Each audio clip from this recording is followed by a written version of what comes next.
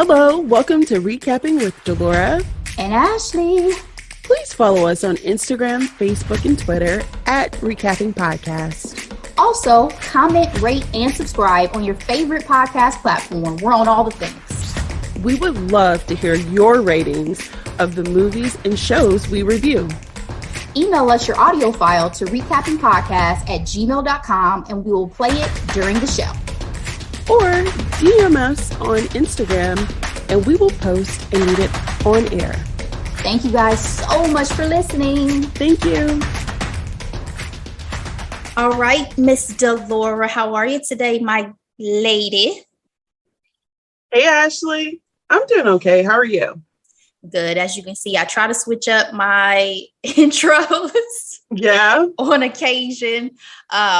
And I have to tell you about my big return to the theater that I had this week. Yay! Yeah. So I know you had already went. You went and saw Shang-Chi. I finally... Which was bomb. Yeah. Which was everything. I should have went and saw that instead because... Oh, no. I ended up going because I had advanced screening tickets to see The Last Duel, which as of the people who are listening, it has come out today, right? So starring Matt Damon, Ben Affleck, Jodie Comer, directed by Ridley Scott, right? So it's a period piece, guys, for those who haven't looked this up.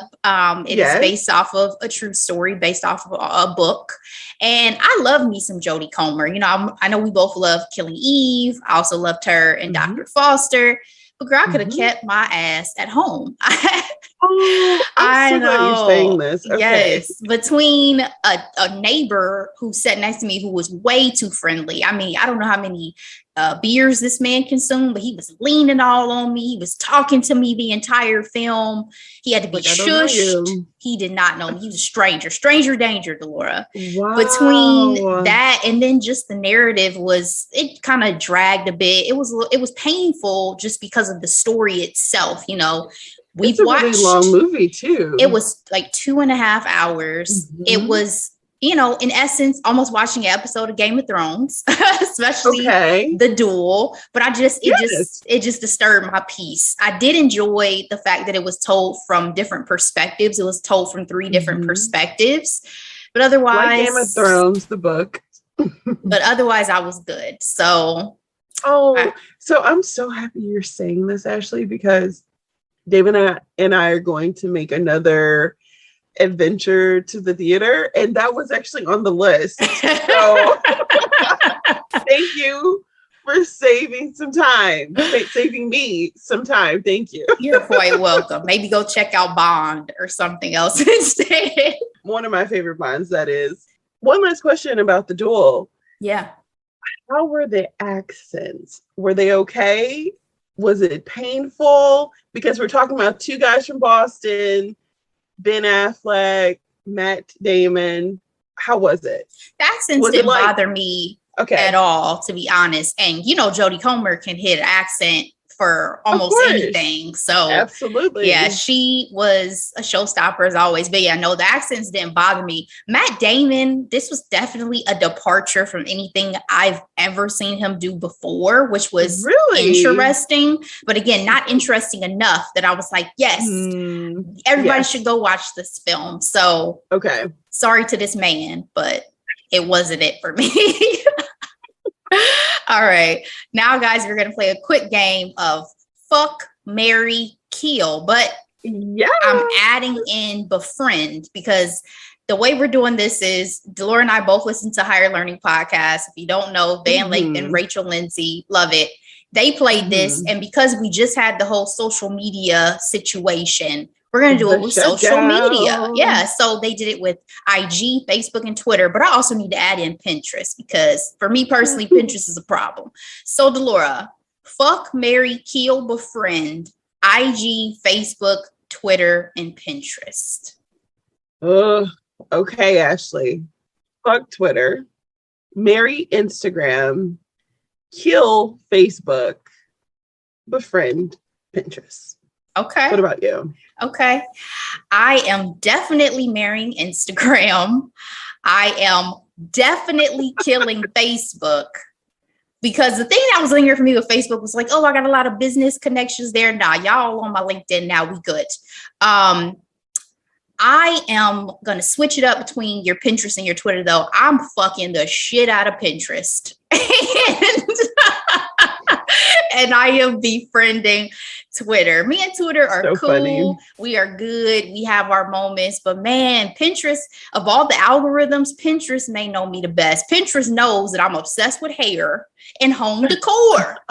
Oh, for me, Pinterest, as of late, nail design, hair, food, home decor.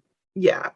And then like the quintessential benefits of whether it's like dry brushing helps with lymph nodes and circulation and whatever. So yeah. I mean, when I tell you, I even looked at Pinterest to teach me how to tie a good front knot in my t-shirt. Like that's a whole thing for me again that I've recycled from my youth. Like I'm telling y'all, Pinterest is it's like my go-to search portal outside of Google for a lot of things that I'm looking for, and to be able to like build out, hey, here's these hairstyles that I want to do in the future. Here's, it's just a little addictive. Like of all of them, Pinterest may know me the best. So that's so fun. Me and Pinterest got a sexual relationship. Anyway. So Laura, let's move into our quick headlines and hot topics for the week. So first up in quick headlines, girl, Captain Kirk goes to space. Okay. On Wednesday, William Shatner went to space at 90, becoming the oldest person ever to make that trip. I put a question on this: a triumph for Trekkies, a tragedy for humanity? Let me tell you, give y'all a little bit more of the details. So William Shatner was on board a new Shepard spacecraft, the one developed by Jeff Bezos' rocket company, Blue Origin, and it was the same vehicle that he himself went to space in over the summer. Bezos is apparently a lifelong, the one that looked like a penis. Bezos is apparently a lifelong Star Trek fan, and so he flew William Shatner comped, girl. With him, there were 3 crewmates. There was the co-founder. Yeah, there was a co-founder of a satellite company, Planet Labs, and a software executive. They made sure in this CNN article I'm reading to note, who were both paying customers, and also Blue Origin's vice president of mission and flight operations. William Shatner said of the experience, "What you have given me is the most profound experience. I am so filled with emotion, just extraordinary. I hope I never recover for this. I hope that I can maintain what I feel now." Delora, back to my question: a triumph for Trekkies, a tragedy for humanity? This question is way too deep for me right now. Okay, Ashley. So I'm happy for him. He's 90. He's a Star Trek icon. How ideal is this, right? But I didn't know they were starting to do this, civilians and all, on a somewhat frequent basis. So I'm not looking forward to this. How many more flights? They need to be controlled. I know that sounds crazy, but like, we need to limit how many times you're going to be going through this atmosphere situation. And yes, they were lucky these 2 times or 3 times if you want to include the Virgin guy.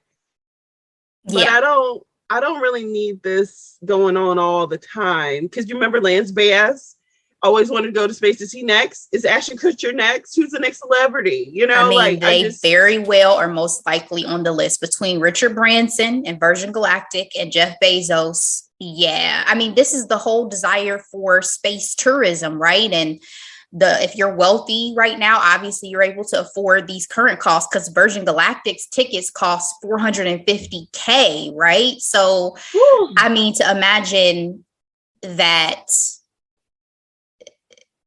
I don't even know how to say it. To imagine that this is what the money that these men have are going towards and what the energy is going towards is why I say it's a tragedy for humanity. Because this is cute. Yeah, we got Captain Kirk going to space. Yay, exciting. But I don't want us to forget that there's so many problems and issues we need to be tackling on our planet Earth. And that this whole idea of now trying to go and conquer the next frontier and go be some colonizers in space, it doesn't wow me. It doesn't excite me, Delora. No. Please use your billionaire status and your energy and your resources and your mind to focus on the things that we really need to sustain us and our planet. So, I don't want all the excitement of celebrity to overshadow that, because that's just how I feel every time I hear about this. So, but good for you, Captain Kirk. Okay, I'm glad you got to experience something that was so profound for you. And he did it at the age that I would have done it at. I don't know if I would do it now. 90, yeah. That's when I'm probably gonna do my jumping out of an airplane. If I make it to 90, Recap Nation, y'all hearing it first. I'm gonna jump out that airplane. Okay, I got y'all. Let's move on to our second quick headline, which is Cardi B's birthday bash. Sis is 1 year from 30. Okay, this is her 29th birthday party, complete with the dance hall themed Pasha party. And also, girl, she was gifted a new home in the DR by hubby Offset, complete with a pool on the roof. Some of the big names that celebrated with her include Tiffany Haddish, Tiana Taylor, 2 Chainz, Snoop Dogg, Taraji P, Chance the Rapper, Winnie Harlow, Karrueche, Trey Songz, and the showstopper, Lizzo. Because apparently Lizzo in that sheer outfit may have, showed up the birthday girl. What were your thoughts on this party? Any standouts for you fashion-wise? Did you feel any FOMO if you had been able to attend this bash? No FOMO, but very, very impressed with her birthday gift. Like, yes, buy me land, buy me paradise. That is everything. I'm like, can you imagine someone gifting you a whole house? Their status, yes, but but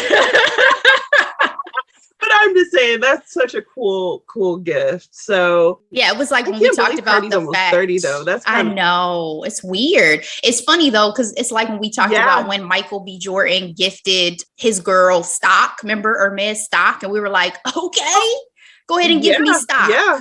Yes, please. I mean, Kim and Kanye are known for that too. So Lori Harvey. Couldn't think of her name for a sec. Oh, I didn't forget. Her mama and Steve are tearing up Paris right now. But I digress. We hit him with them leather leggings on. I see you, Steve. It's the all green ensemble for me. Okay. His stylist is going nuts. Okay. We lifting it up. Taking these suits off. We showing up and showing out. Yes. I mean, happy birthday, Cardi. And she's looking amazing after having baby number 2. I hope she's okay mentally and physically, but it seems like she is. So yeah.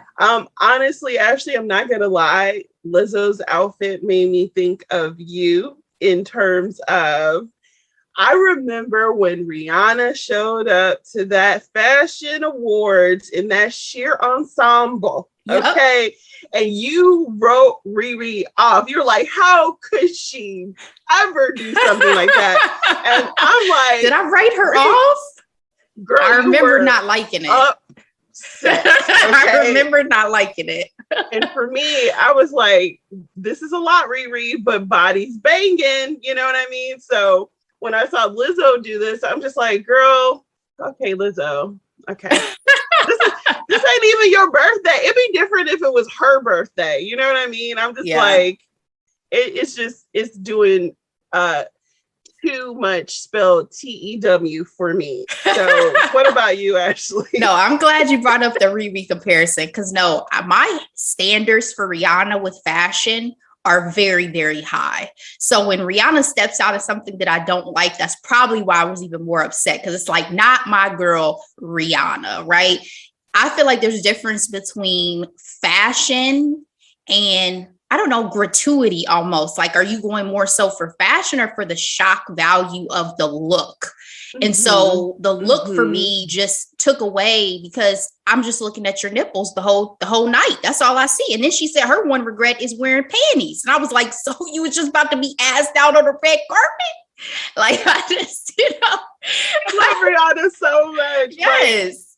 That's her one regret was the panties. I'm like, girl. But to your point, it's funny because Lizzo, that is a great point of this wasn't even your birthday. You basically came naked. Like, if I were the birthday girl, how would I feel about you showing up and almost upstaging me? I'm seeing headlines that are more about you than about me. I don't know. I don't think Cardi's that type though. I think Cardi was like, live your best life, sis. But I agree. And frankly, I didn't even know that was Cardi's birthday that Lizzo wore that too. And it looked like she was barefoot too. So I don't know if this was after probably.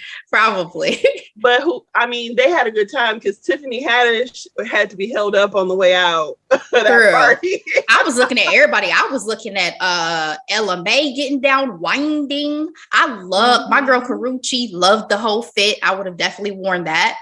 But back to the actual gift that Offset gave her, I loved it so much because what she mentioned was it was one of those I thought he wasn't listening to me, but he was listening to me gifts, right? She talked about, she had been telling him she wanted to invest in short-term home rental properties in the DR and other Caribbean countries since people vacation all year round, but she didn't feel like he agreed with her and wanted to put money into other investments. So this was like, oh, honey, you really were listening to what I was saying and you're taking what I'm saying seriously in terms of like our financial future. So I loved it for that reason too. Yeah. Of just They're like very the smart on that thoughtfulness. front. And I appreciate that about them. I mean, even it reminds me when they gave their baby girl the Birkin for her second birthday. Is it a lot?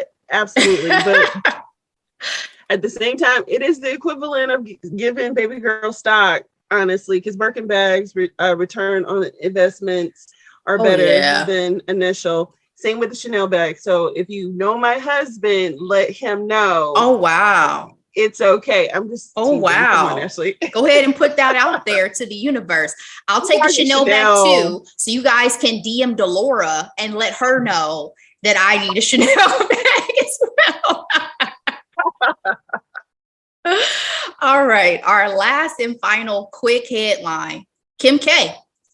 On Saturday, Kim K controversially hosted SNL. People complained, Laura, that they were going to boycott. They were not upset with her being given this opportunity. They said, oh, this is usually for actors and, comedians and people who have something to promote. But guess what?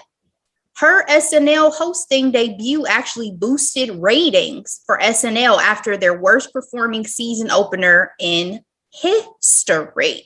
So Delora, with Elon Musk, was that their opener? It was John Krasinski, I believe I read, who was their opener for the season as the host. I don't even remember, and I watch SNL. But Elon Musk has hosted. He has. Yes, the season too. Yeah.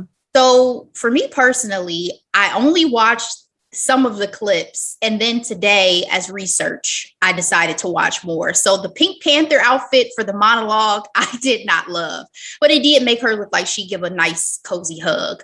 I will say this for Kim. When people doubt her, OJ jokes debate aside, y'all can feel how you want to feel about that. I feel like she really rises to the occasion. Like she has such a sense of humor in the jokes, and it didn't seem like anything was off limits about her life. I know she's not an actress or a comedian, but I thought she held her own. And then, of course, my man, Jesse Williams, was in the Dream Guy skit. So y'all had me. Y'all sold me. Okay. Delora, did you watch any of it? And what were your thoughts? I'm a regular watcher of SNL. Like we watch it on Hulu the next day. So we never stay up to watch it. It's a part of our rotation. And I don't care about the Kardashians, but this actually made me respect her more. I knew she wasn't going to fail just because Kim's not stupid. Like she's been around long enough to disprove everyone who thinks she's just all about her butt. You know what I mean? Like there's more to her, right? Absolutely. And I enjoyed it. Her monologue was well rehearsed and well written. Okay. I wish she would have delivered it better, but for what it was fun. I love when people don't take themselves seriously, and she did it, especially because we know why they're famous. You know what I mean? Like all their ish is out in the streets. I mean, there's no hiding. No hiding. And so with that being said, I'm loving the hair makeup. That has been on point. So I give it to her. The whole monochromatic Balenciaga moment she's going through from the Met on. I thought it was very interesting that at the Met it was all black, and now we're like literally in The complete opposites. contrast in this hot pink moment, right? Yes. But yeah, my favorite skits were the The Dream Guy skit. Yep. Yes. The Courtney Judge show. That was hilarious. Even though I have to tell you, the cameos from Chris and from Chloe were cringy for me. They were cringy. I mean, Chris lived up to what I anticipated a Kardashian Jenner to be when it comes to acting, right? Like, very like, oh my God, I can't believe it. I'm Kris Jenner. Like, I'm actually here. Really, really fun. And I really did enjoy the mom in the club situation, because shout out to my girlfriend Tony. We went out for her birthday and it was like 12:30 and I was nodding off. So I'm sorry. I had driven all the way to see her. I had a long day and I couldn't stay up. So that show was very real. And that's not even just a mom thing. That's the once you hit your 30s thing. Because when I tell you, I be like, y'all better text me and let me know we going out early. Because if you're not texting me till 11:30, I am not putting real clothes back on. Period. Ashley, we're not going anywhere where we can't lounge. Don't ask me to go somewhere and there aren't any seats, please. And that's the problem with going to the major city clubs and stuff. Oh, y'all didn't pay for a booth. Y'all didn't pay. Oh, we got to stand up the whole time. Yeah, not fun. That's one of the good times to be in a smaller venue. For sure. Let's not forget Halsey. She performed. She did great. She looks amazing. So I didn't actually watch her performance, but I like Halsey, so I'm glad to hear it. But all right, that's it for us for quick headlines today, guys. Feel free, as always, to sound off in any comment on any of our social medias and let us know what you think. Let's move on to hot topics, Laura. We got to get a little bit more serious. If you guys have been paying attention, Dave Chappelle's in the headlines quite a bit right now. The head of Netflix is taking heat for repeatedly defending Dave Chappelle's controversial special, The Closer, saying that the company believes that transphobic remarks by the comedian won't result in real world harm. Ted Sarandos, the CEO of Netflix, sent a company-wide memo this week addressing the controversy. He said, "We know that a number of you have been left angry, disappointed, and hurt by our decision to put Dave Chappelle's latest special on Netflix. With The Closer, we understand that the concern is not about offensive to some content, but titles which could increase real-world harm, such as further marginalizing already marginalized groups, hate, violence, etc."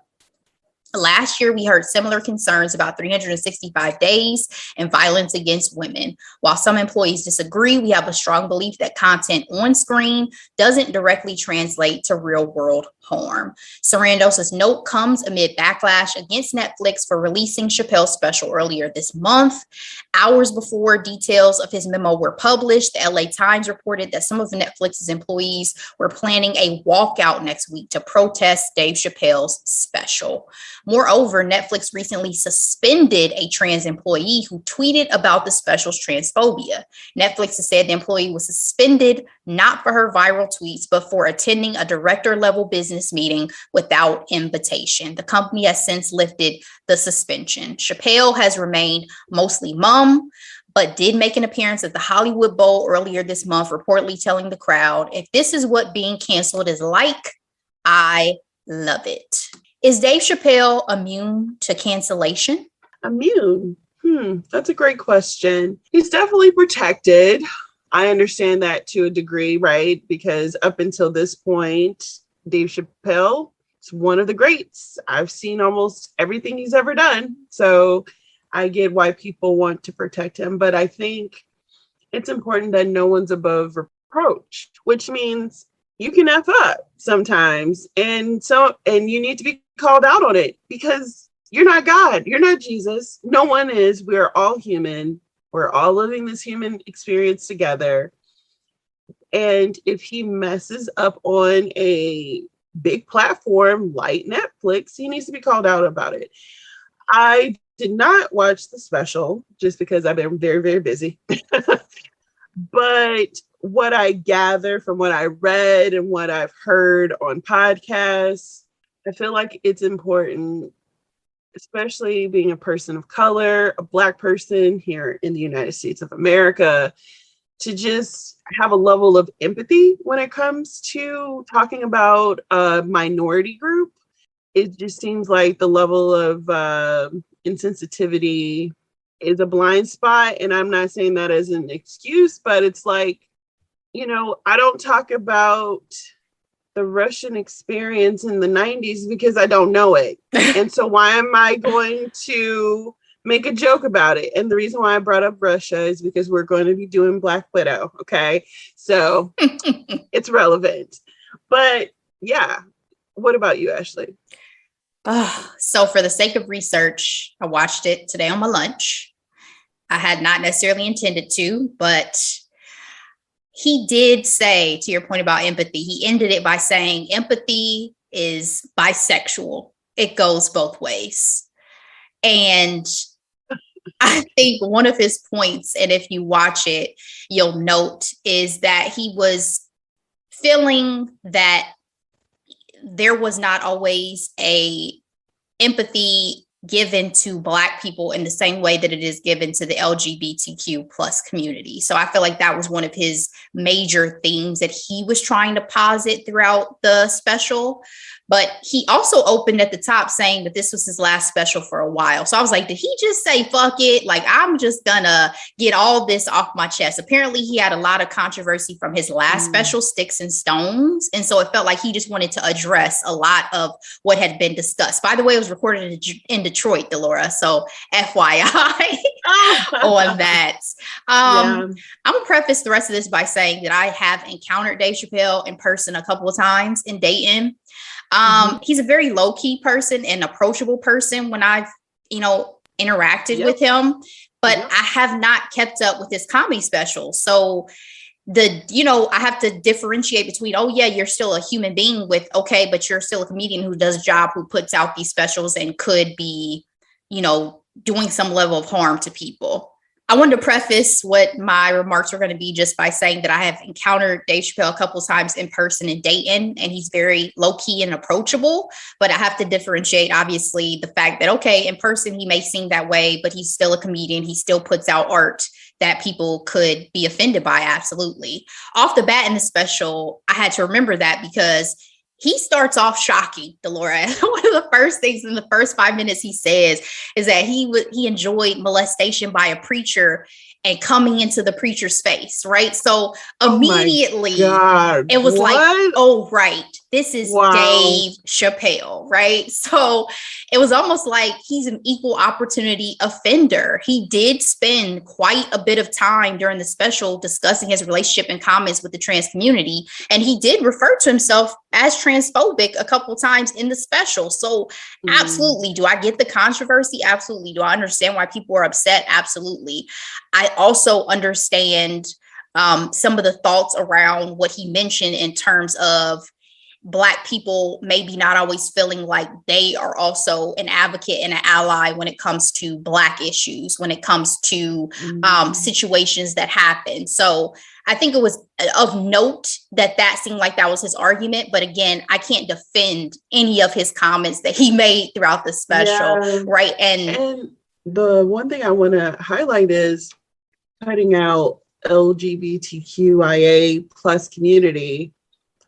But within that community, there are Black and people of color who don't feel like they even get the level of respect that maybe their white counterparts experience. Absolutely. So I feel like he's missing a whole, there's no nuance, I guess is what I'm trying to say. I based off of what I've heard, he's using a machete, there was no nuance in the fact that, yes, there's an intersectionality between being LGBTQ plus, being potentially trans, what have you, and also being a minority, also being Black or whatever else.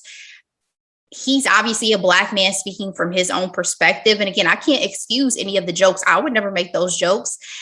I don't agree with the spirit behind a lot of the things that he says, though, even about women and about the Me Too movement and a lot of the things he says. I think one of the things that makes it so unique is that, again, he's an equal opportunity offender when it comes to his jokes. So I can never deny that, hey, if the trans community feels like this is harmful and this needs to be taken down, then they have a merit to say so, right? But Netflix used about the one employee who was in a director's meeting that wasn't supposed to be in one. That was weak. That was real weak.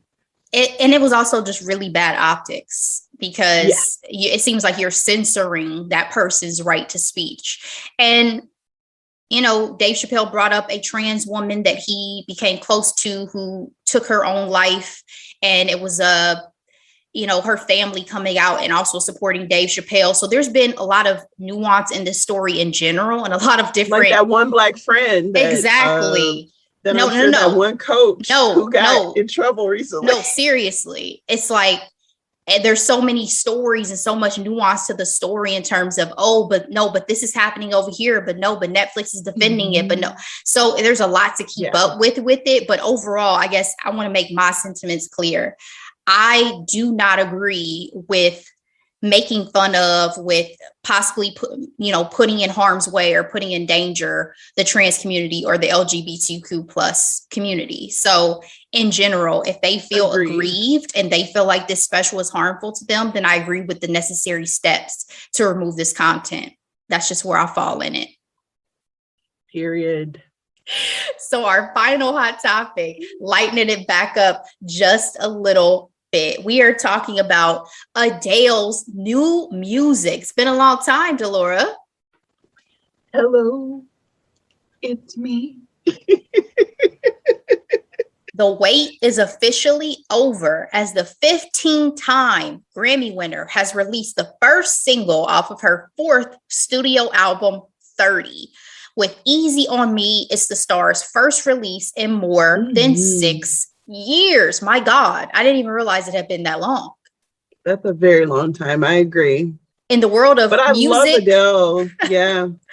But the fact that she's still so relevant, that she got 2 covers of Vogue at the same damn time. I mean, shows you her power. She's a legendary classic in my eyes. Like, even though she's only put out 3, like, her voice is iconic. So timeless. It is what it is. On Wednesday, Adele announced that her fourth studio album, 30, will be dropping on November 19th. And from the looks of her latest Instagram post, it's sure to be one of her most personal albums yet. The album, which is all about divorce, as she told a fan during an Instagram Live over the weekend, acted as her saving grace acted as her saving grace while she healed from grief following her divorce from ex Simon Konecki, which was finalized earlier this year. In an interview with Vogue, Adele explained that 30 wasn't just for her, but also for her 9-year-old son, Angelo. Adele said, "I just feel like I wanted to explain to him through this record, when he's in his 20s or 30s, who I am and why I voluntarily chose to dismantle his entire life in the pursuit of my own happiness." Adding of the whole experience, it made him really unhappy sometimes. And that's a real wound for me that I don't know if I'll ever be able to heal. Delora. Also, according to Vulture, a coinciding television special may not be far behind the album's release.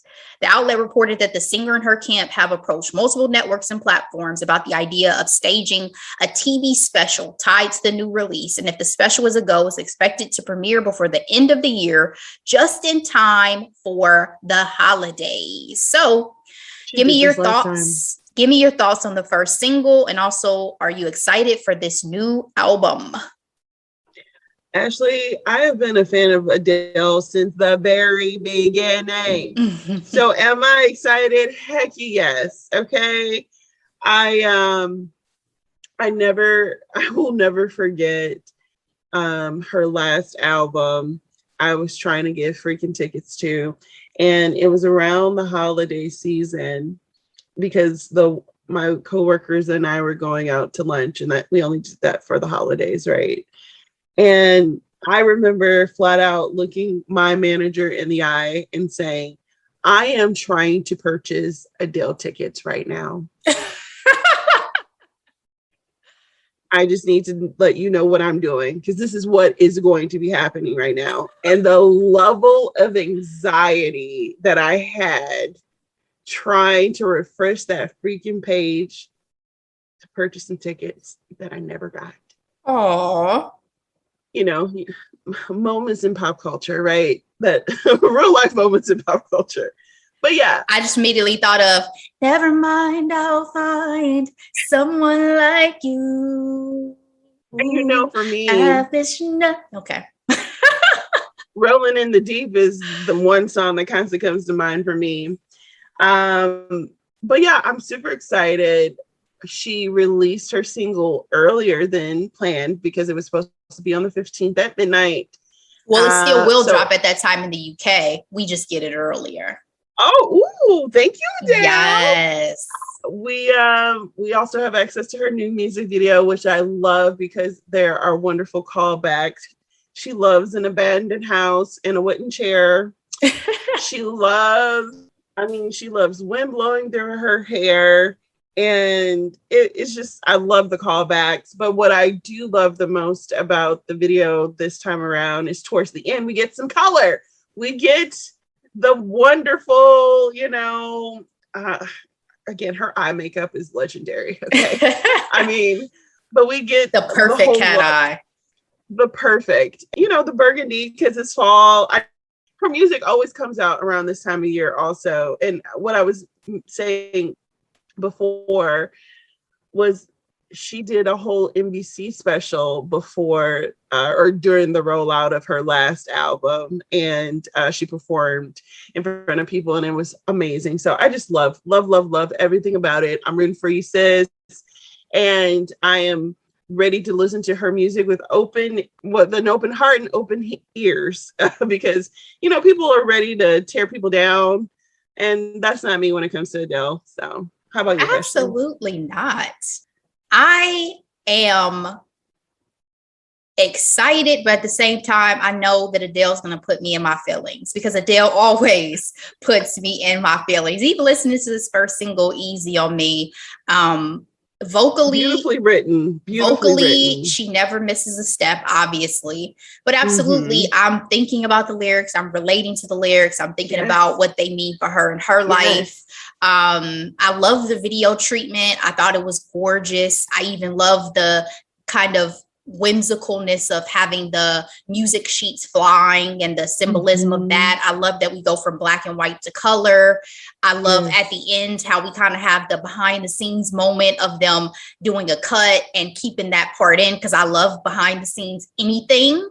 So just in general, I was excited for it. Again, I hadn't realized it'd been 6 years, but you don't realize how much you miss people musically until they come back after a break. Because a lot of pop girls could never. They come back this strong, never.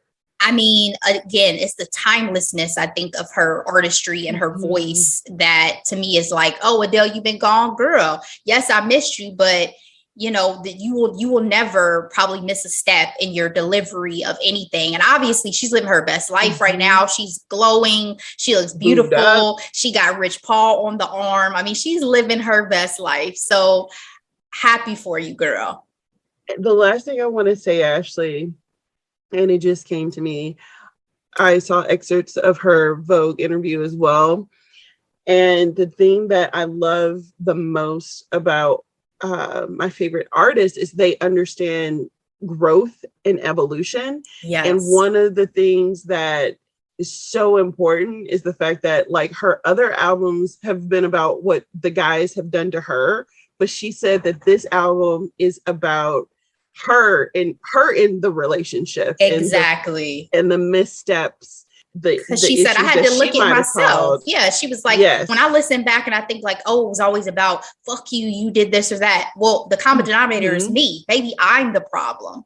So absolutely, you can tell that there's been some level of growth, not just musically, but a maturity. And again, what I love is that because of the way she titles her albums, you remember that Adele is still young. She's 33 years old, right? And so she's gone through different life stages that we've gotten to experience with her through music. And I also just lastly love that I get to hear a parent's perspective when it comes to how they feel about their child going through a divorce, because often I don't really hear a parent's perspective to think that I may have damaged my child and how am I going to live with that?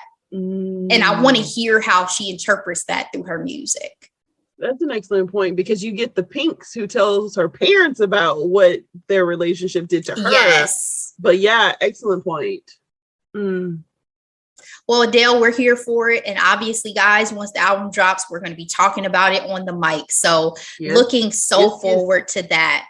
But Delora, if there's nothing else, girl, that is our episode for today. What are we recapping for the people again? I think you mentioned it a little bit earlier, but say it one more time. Sure did. We are going to be talking about Natasha Romanoff, the Black Widow. Very much looking forward to this recap. Marvel fans, where y'all at? We will be back with that recap. Looking forward to it, guys. As always, be blessed. Take care of yourselves. We love you. We thank you so much for your support. See you next time. Bye.